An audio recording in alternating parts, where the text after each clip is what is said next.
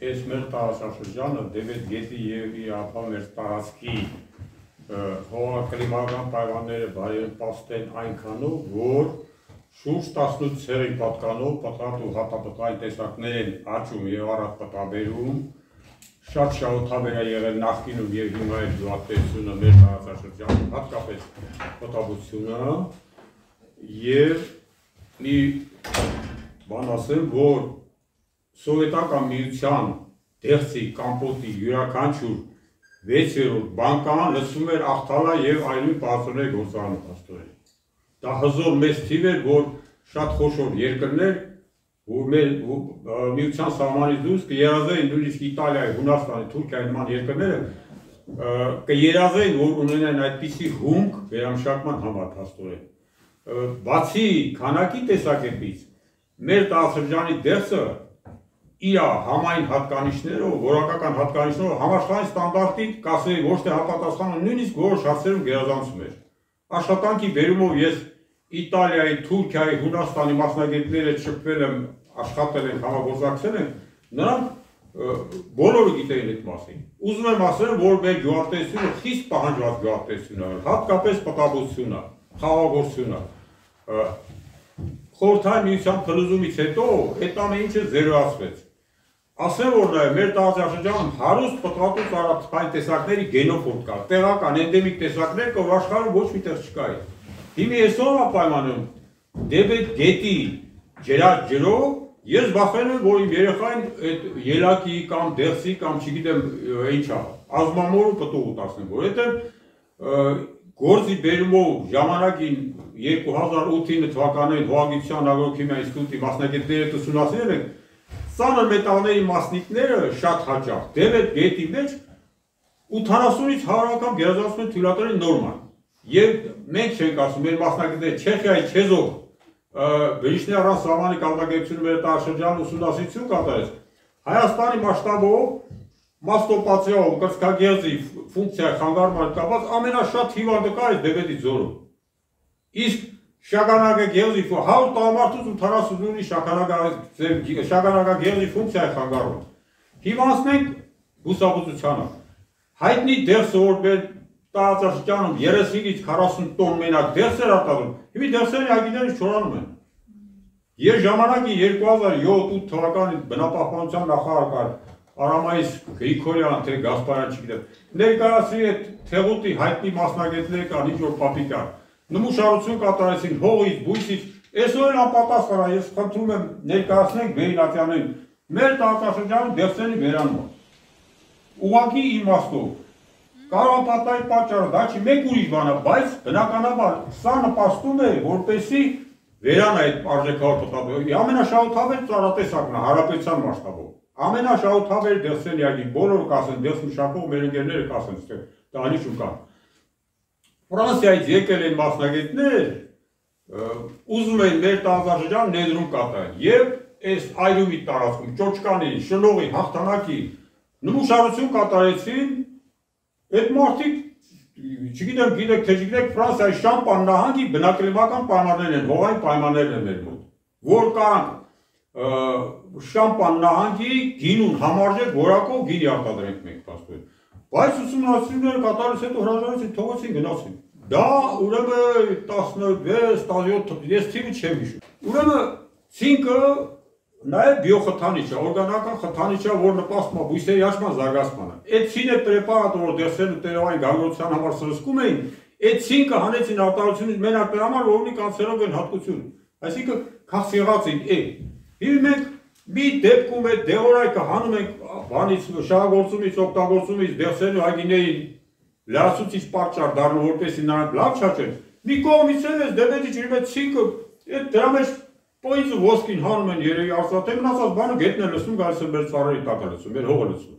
Ժամանակին, որ Հայաստանում այդ աղ ու տարկալի հողերը ծծումբական թթով իհարկե ավավերդու չեզոքացնում են, որպեսզի դե գյուղատնտեսական գործունեություն ծառայեն։ Հաշվարկ կատարեցին պարզ հաշվարկ, որ 80 տարուց հետո նոր իրենց ծախսերը փոխհատուցում է փաստորեն։ Հիմա որ ամեն տարի նստում է հողում այդ մեր ծանր մետաղների մասնիկները, քանի 100 տարի պետք է փոխհատուցեն այդ ծախսերը, որ այդ հողը նորից բերենք իր ավանդական վիճակի փաստորեն։ Ամենագլխավոր մնացած այդ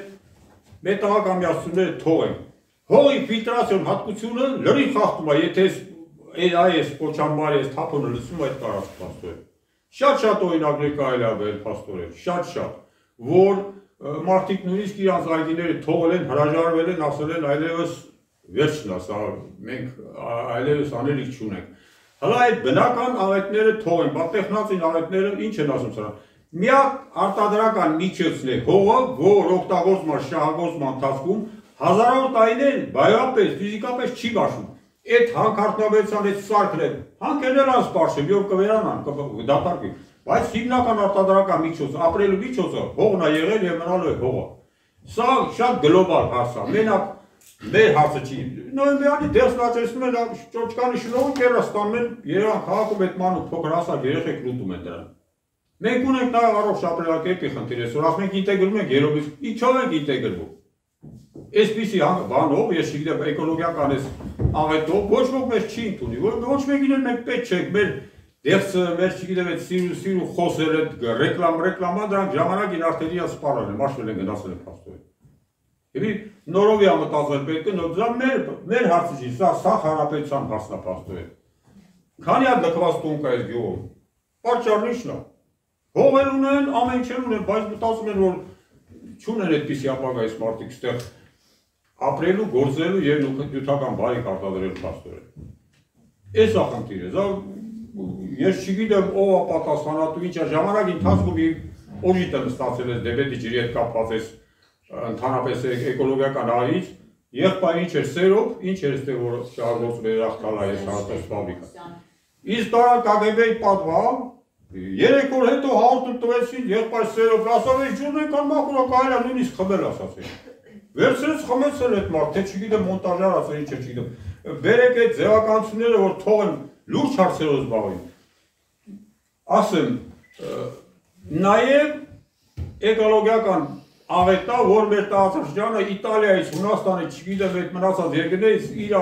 բնակլիմական պայմաններով, խոհանոցով, բանով նրանցից չի տարբերում բոլորովին։ Բայց ով էլ իմանա, որ այստեղ կա բաց թափոններ, կա ռադիացիա, կա ջրի մեջ այդ ծանր մետաղների մասնիկներ, այդ պտղի մեջ, այդ խաղի մեջ պետք չի իրանց ընդհանրապես։ Արհեստական հյութ եք խմեն, չեք խմի մեր ծիրանի ու դեղցի չգիտեմ։ Շնորհով ոչ մի գրամ խաղող չեն մթերում։ Որովհետև գիտեն ինչ կան դեր փաստորեն։ Այնտեղ մի հատ անալիզ կանենք, ասեն տարեք դուք խմեցեք ինչ կլիկ, ձեր շարը քաշեցեք գնացեք մեզ այլ։ Ես այդ գործ չունեք փաստորեն։ Սա գլոբալ խնդիր է, սա մենակ այս փոքր բասենեսի 2-3 տասնյակ գյուղի խնդիրը չի։ Եվ քրոնիկա դառել, քրոնիկական է, որովհետև երկար տարիներ եղել, հիշեն մեր ընկերներ 60-ական թվականին ամեն քայլ տակից մի բուր ձուկ է, ես այլ կարան դպրոց եկել, քայլ տակից բրոց ձուկ եք, խրամուլի բան եք, այդ կարավախայլի ինչ էր այդ ձկները։ Հետո մի իսպար այդ ֆաունան էլ վերացավ դեպետ գետի մեջ։ Հետո ուր ենք գնալու, վերջը որն է սա, ես չգիտեմ գնալու ենք, որտեղ ենք կանգ առնելու, որտեղ ենք ստապ մտածելու, այս հարցերը լրիվ պատասխան են սպասում, որ վերինատյանները պետք է այդ մասին մտածեն փաստորեն։ Մենք նաև տուրիզմից մեծ եկամուտներ կարանք ստանանք, ինչու՞ չէ, դե մի օր այդ հանգը կամ մի օր չկա ասենք թե։ Նախանցած տարի ես գնացել եմ Շվեյցարիա, ասեց ամբողջ երկու մի հատ երկաթի գործարան աշխատում իր նախագծային հզորությամբ 25%-ով աշխատում, ասավ 2030 թվականը մենք չենք ունենալու ասավ այդ բանը, երկաթի արտադրություն չենք ունենալու։ Իսկ մենք երկիրը, մակերեսը, անտառը ավիրեցին, հիմա ընդդեմ են ավիրում, հետո վերջը միջ են ավիրելու։ Ես չգիտեմ, ես չեմ ուզում քաղաքականություն մտցնել դրա մեջ, շահագրգռված չեմ փաստորեն, բայց բնական պրոցեսի մենք շեղվել ենք, թողել ենք գնացել, դա ես արհեստական եմ, որ այսքան 29 ու 8000 քառակուսի կիլոմետր այսքան հզոր հանքարդյունաբերություն կա։ Ուր ես գնում Վարդենի սում, Սյունիքում, չգիտեմ Լոռիում, Վայքում ու գնում ես հետո։ 50 տարի հետո մենք մուտացիա ենթարկված սերունդ կունենանք, ասեն հայերը ոչ քրիստոնյա են, ոչ էլ հին ազգ են, բոլորը դեբիլներ են այսպես ասել։ Մուտոկեն ֆակտորներն էլ բերեք հաշվի առնենք, որ բոլոր օրգանիզմի վրա փոփոխություն, փոփոխականություն առաջացնող նյութեր են այդ նյութերը։ այս դրա մասին խոսենք, ֆունդամենտալ ձևով, թե չէ դեռ չենք ուտի, մենք չգիտեմ, խաղը գինի չենք խմի, անտի մասուրու, չգիտեմ, ալոք, շոլոր, ոլոր, բան դրանցով յոլա կգնանք, բայց սերունդն այլասերունդ է, ոչ թե դեպեդը Թումանյանի ասած գիժ եկել է, գնում է, մեր եք դրա քեֆին չկպնեք է, քեֆին որ կպնում են, լավ էլ պատժում է, ով ասել է տապամեր տարածքում պետք է դու ռեստորան սարքես կամ էլ չգիտեմ մի հատ ինչ սարքես, դա լեռնային իժիները գալիս է, իր հարցերը լուծում է, այնям չի կառուցապատել, բաց պետք չի, դրա մասին պետք է մտածել, հլա մի բան սեղմել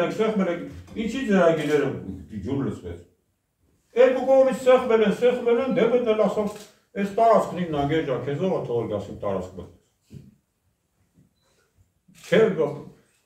բնականը թողեք, տեխնացինի մասին մտածենք, որ շատ հաճախ մարդը ստիպում է, նպաստում է, որպեսզի տարային աղետ տեղ ունենա։ Ես չգիտեմ ում ինչ, ես հեռու մարդն քաղաքականությունից, Վեյնատյանները, բաները, որ ասում են, ինտեգրում ենք Եվրոպայության, ինչով են ինտեգրում։ Ուրեմն այս հարցը ես անհատական քննարկում եմ ունեցել ազգային ժողովի Եվրոինտեգրման հանձնաժողովի նախագահ պարոն Եղոյանի հետ եւ առաջարկել եմ, որ այս հարցը դե պետք է Եվրոինտեգրման հանձնաժողովում քննարկենք, որովհետեւ եթե մենք խոսում ենք տնտեսության դիվերսիֆիկացիայից, ուրեմն մենք պետք է խոսենք նաեւ մեր մթերքների բարձր որակի մասին եւ արտահանման մասին դեպի եվրոպական շուկա։ Իհարկե մինչև այդ չէին մտածել, որ կարելի է նման հարց Եվրոինտեգրման հանձնաժողովում քննարկել, բայց այնքան էլ հիմնավորված, որ ասեց, որ փորձենք այս դիսկուսը տանել, այսինքն իսկապես, եթե մենք ցանկանում ենք անկախ եւ որակյալ շուկա դուրս գալ, մենք պետք է համապատասխան որակի նաեւ գյուղմթերք ապահովենք։ Շնորհակալություն։